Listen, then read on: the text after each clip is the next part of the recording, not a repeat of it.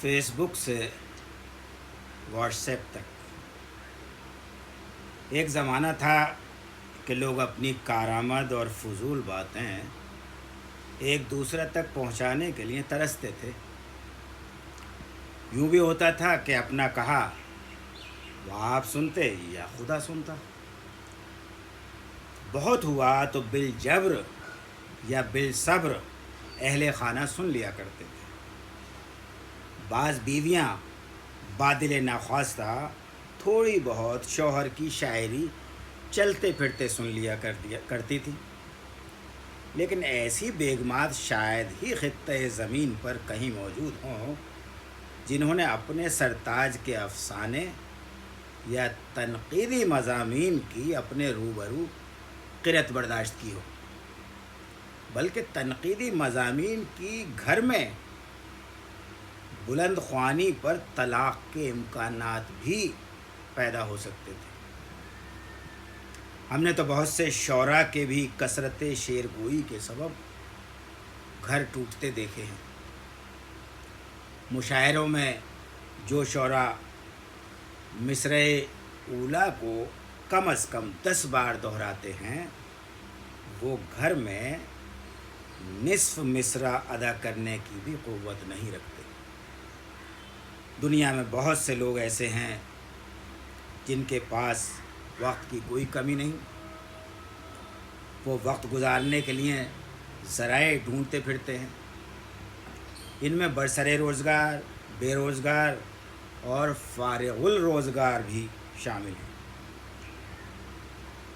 گزشتہ صدی کی آخری دہائیوں میں غیر تعلیم یافتہ نوجوان وقت گزاری کے لیے سنیما گھروں کا رخ کرتے تھے یا بازاروں میں میل و ٹھیلوں میں جایا کرتے تھے۔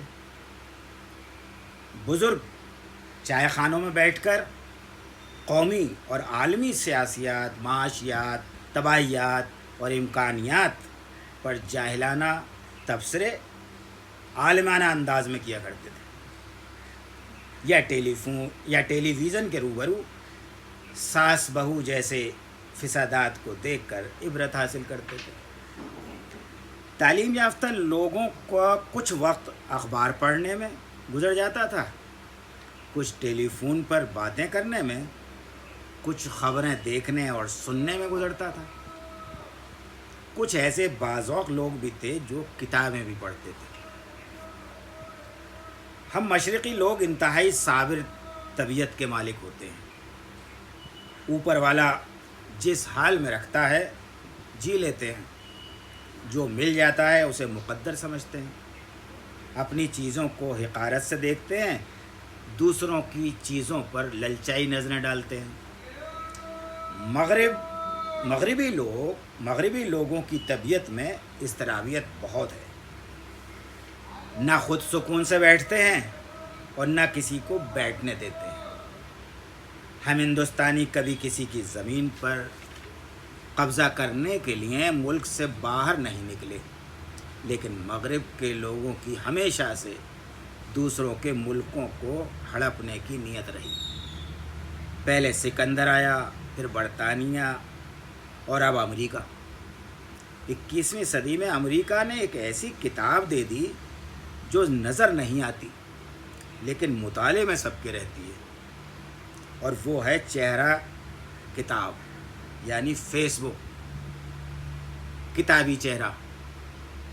فیس بک کے ساتھ لوگوں کو مصروف رکھنے کے لیے اس کے ساتھ واٹس ایپ بھی جوڑ دیا۔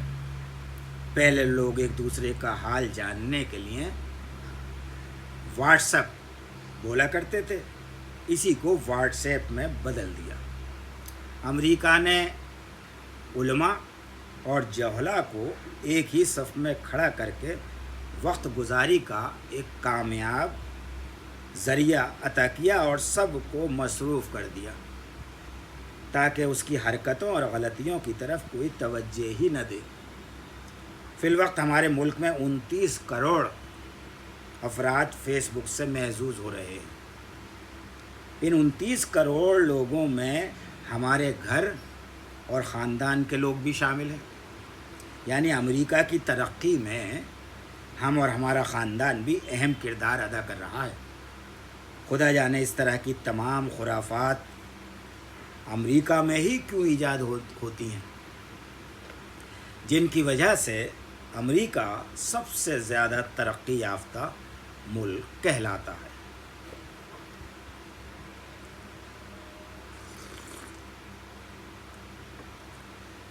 دنیا کے ترقی یافتہ ملکوں کی ترقی میں ہمارے ملک کا اہم حصہ ہے۔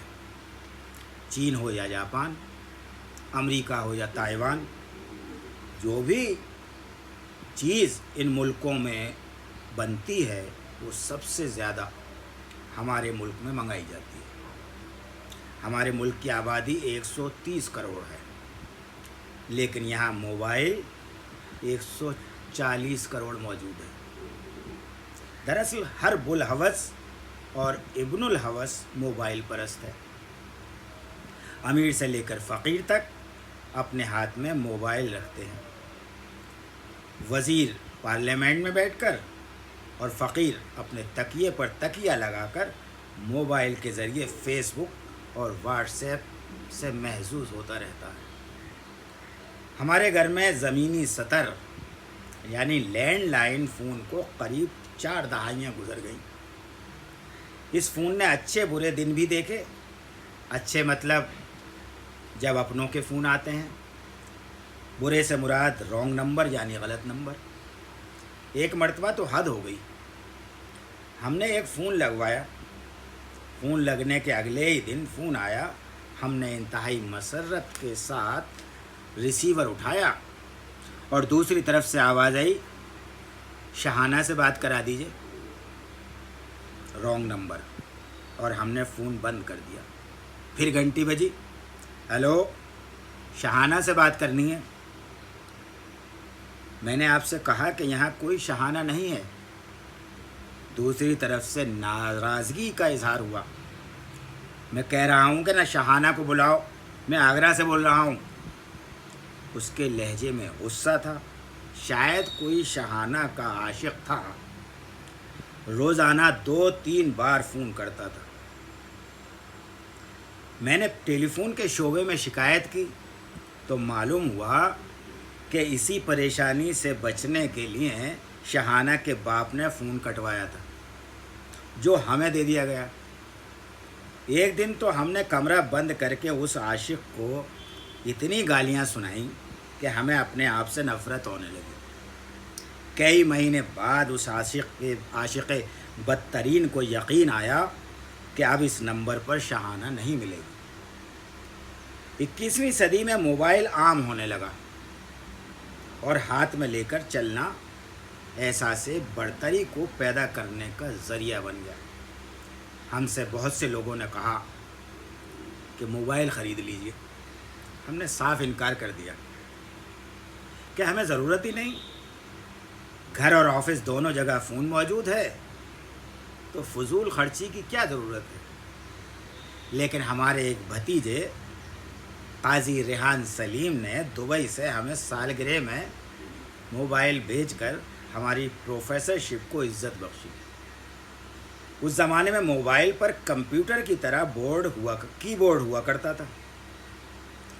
ہم نے بھی لوگوں کو اپنا موبائل نمبر بتانا شروع کر دیا، بلکہ نمبر کی تشہیر کے لیے وزٹنگ کارڈ دوبارہ چھپوایا۔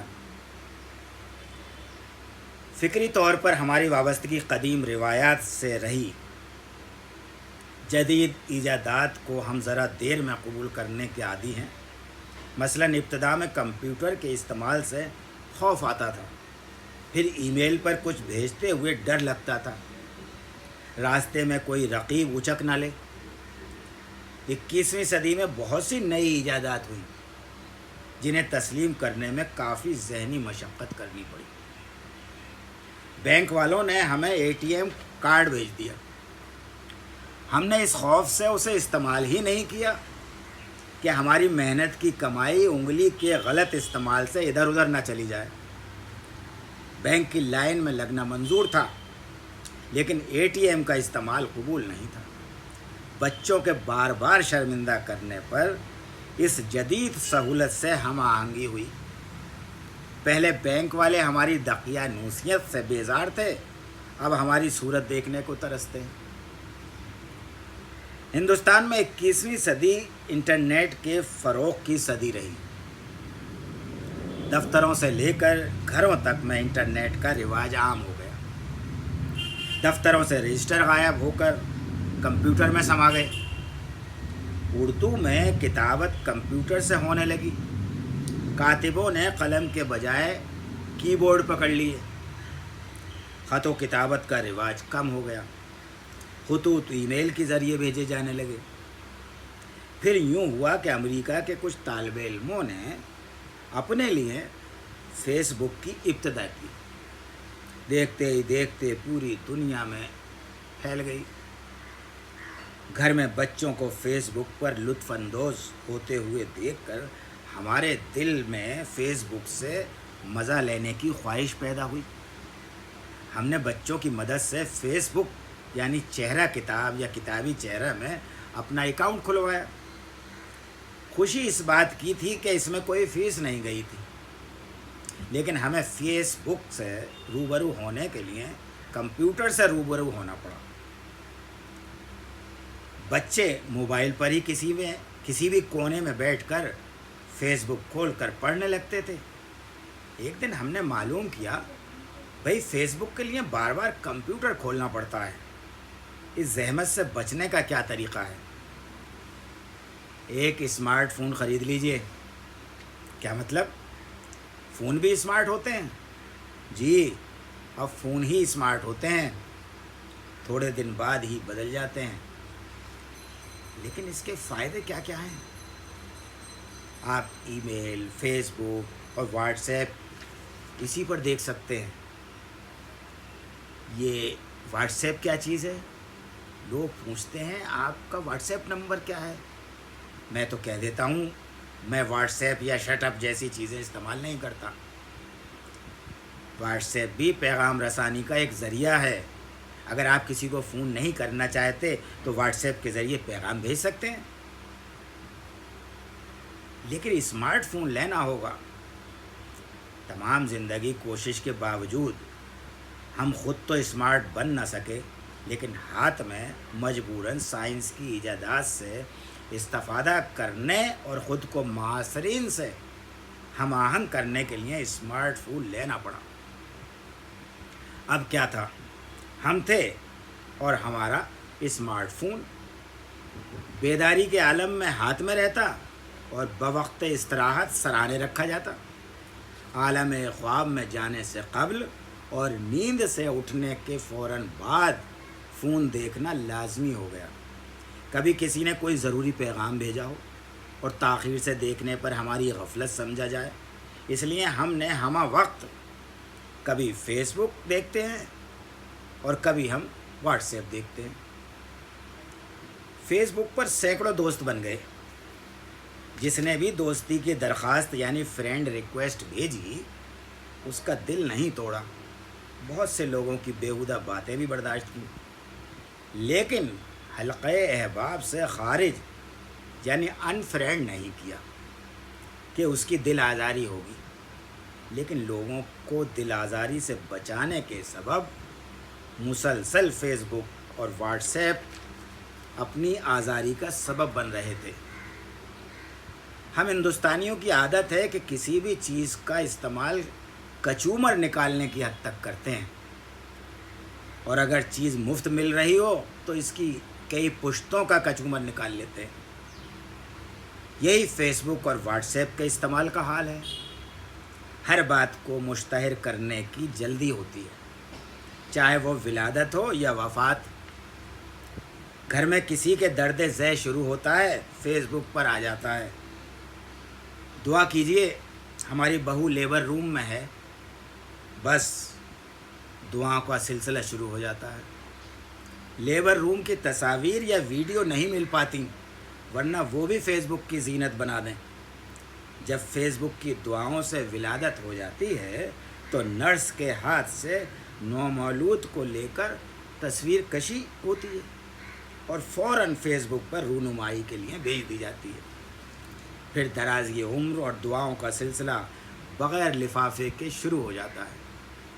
اسی طرح قریب المرگ شخص کے لیے پہلے صحت کی دعا کی درخواست ہوتی ہے، پھر مغفرت کی۔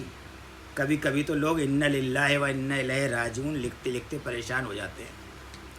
فیس بک کے دوستوں سے رابطہ رکھنے اور اپنی موجودگی ظاہر کرنے کے لیے دور کے رشتہ داروں کے انتقال کی خبریں بھی ڈال دیتے ہیں۔ مثلاً میری والدہ کی خالہ زاد بہن کے ماموں کی اہلیہ کے والد کا انتقال ہو گیا ہے، دعا کی درخواست ہے۔ لوگ دعائیں دینی شروع کر دیتے ہیں، بلکہ انتقال کو پسند یعنی لائک بھی کرتے ہیں۔ فیس بک اور واٹس ایپ پر ایک بہت بڑی سہولت ہے نقل یعنی کاپی کر کے چپکانے کی۔ زمانہ طالب علمی میں جو لوگ نقل کرنے میں مہارت رکھتے تھے، اس تجربے کا ان لوگوں کو یہاں کافی فائدہ ہوتا ہے۔ اس طرح چپکاتے یعنی پیسٹ کرتے ہیں کہ نقلی عبارت اصلی معلوم ہوتی ہے۔ کچھ لوگ واٹس ایپ پر صرف دوسروں کے ارشادات کو ہی آگے بڑھانے کا کام کرتے ہیں۔